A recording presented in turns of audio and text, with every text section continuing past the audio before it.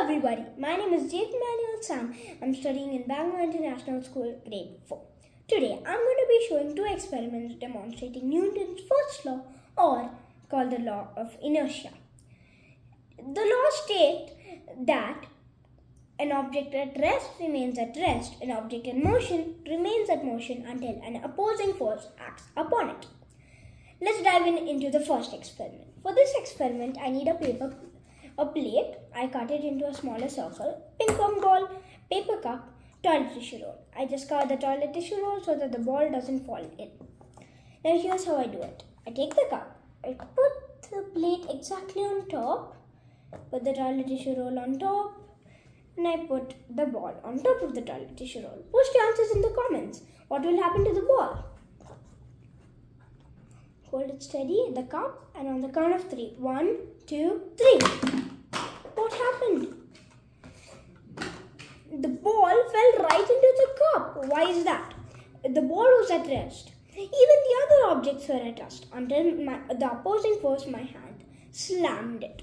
And when I slammed it, they went out of position and the ball fell down into the cup due to gravity. Let's move on to the second experiment, which is called the lemon climbing up. So this is how I do it.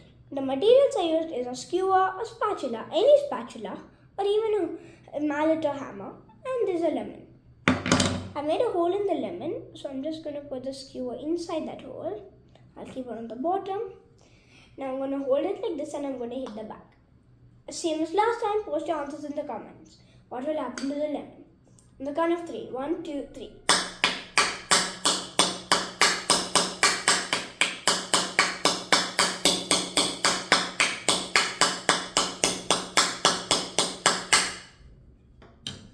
What happened? Is this some kind of magic wizardry? The lemon went straight up. Now why is that? It's because it's actually not the lemon moving down. I mean up. It's the skewer moving down. It's like an optical illusion to the eye. Due to inertia, the lemon is at rest. Even the skewer was at rest until I used the opposing force of the spatula and my hand to hit it down. That basically made the skewer to go down and the lemon to stay in the same position. Now here are a few real-time examples. Seatbelts in car.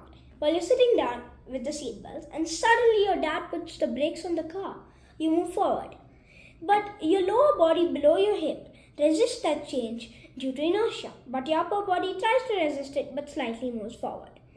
And also when you're playing table tennis, you serve the ball and due to friction, the ball slows down. And also there are many other examples. In conclusion, inertia is almost everywhere. Thank you.